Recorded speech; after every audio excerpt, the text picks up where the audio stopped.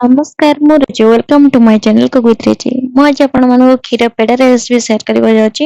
ଯେମିତି ଆମେ ମାର୍କେଟରୁ କିଣି ଆଣିବା ପେଡ଼ା ଯେମିତି ଖାଇଲେ ଲାଗୁଛି ଠିକ୍ ସେହିପରି ଲାଗିବ। ଦେଖିବାରେ ତ ଭାଙ୍ଗିକି ବି ଦେଖେଇ ଦେଉଛି କେତେ ସୁନ୍ଦର ନରମ ହେଇଛି, ଖାଇଲା କ୍ଷଣି ପାଟିରେ ମିଳେଇ ଯାଉଛି। ପେଡ଼ା ବନେଇବା ପାଇଁ ମୁଁ ଏଠି 1 ଲିଟର କ୍ଷୀର ନେଇଛି। ଗୋଟେ ପାତ୍ରରେ ବସେଇ ଦେଇକି ଭଲରେ ଫୁଟେଇବା ପାଇଁ ଛାଡ଼ି ଦେଇଛି। ଭଲରେ ଫୁଟିଗଲା ପରେ ସେଥିରେ 1.5 କପ୍ ମିଲ୍କ ପାଉଡର ଦେଇକି ଭଲରେ ମିଶେଇ ନେଇଛି। କ୍ଷୀରରେ ମିଲ୍କ ପାଉଡରଟା ମିଶେଇବା ପାଇଁ ଅଧିକ ସମୟ ଲାଗିଥାଏ, ତ କ୍ଷୀରଟା ଯେତେବେଳେ ଭଲରେ ଫୁଟି ଆସିବ ସେ ସମୟରେ ଆମେ ଧୀରେ ଧୀରେ କରିକି ମିଶେଇବା ଦ୍ୱାରା କ୍ଷୀର ଆଉ ସେ ମିଲ୍କ ପାଉଡର ଭଲରେ ମିଶି ଯାଇଥାଏ। କ୍ଷୀରରେ ମିଲ୍କ ପାଉଡରଟା ଭଲରେ ମିଶିଗଲା ପରେ ମୁଁ ଏଠି ଗୋଟେ କଡ଼େଇ ଗରମ ହେବା ପାଇଁ ବସେଇ ଦେଇଥିଲି। ସେଥିରେ 1 ଚାମଚ ଘିଅ ଦେଇକି ସେଇ କ୍ଷୀରକୁ ଏଥିରେ ଢାଳି ନେଇଛି।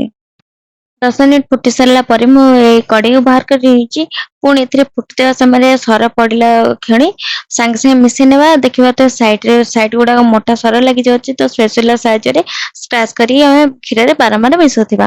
ବାରମ୍ବାର ମିଶେଇବା ଦ୍ୱାରା କ୍ଷୀରଟା ଅତି ଶୀଘ୍ର ବହଳିଆ ହୋଇଯାଇଥାଏ। କ୍ଷୀର ଫୁଟିବାରେ ପୁରା 20 ରୁ 25 ମିନିଟ୍ ହେଲାଣି। ଦେଖିବାରେ ଧୀରେ ଧୀରେ କଲର ଚେଞ୍ଜ ହେବା ଲାଗିଲାଣି। ଅଧାରୁ ପୁରା ଅଧିକ କମି ସାରିଲାଣି। କ୍ଷୀର ପୁରା ବହଳିଆ ହେବାକୁ ଆସିଲାଣି। ତ ଆମେ ଏଇ ଷ୍ଟେପରେ ଆହୁରି ପୁରା ମିଡିୟମ ଫ୍ଲେମ୍ କରିକି ଆହୁରି ଫୁଟିବାକୁ ଛାଡିବା। ଏଠି 1 କପ୍ ଚିନି ନେଇଛି। ଆପଣ ଚାହିଁଲେ ଆପଣଙ୍କ ହିସାବରେ ଚିନିକୁ କମ୍ କିମ୍ବା ଅଧିକ କରିପାରିବେ। ଚିନି ଭଲରେ ମିଶି ସାରିବା ପରେ ମୁଁ ଏଠି ଗୋଲମରିଚ ପାଉଡର ଦେଇଛି। ପୁଣି ଭଲରେ ମିଶେଇ ନେଇଛି।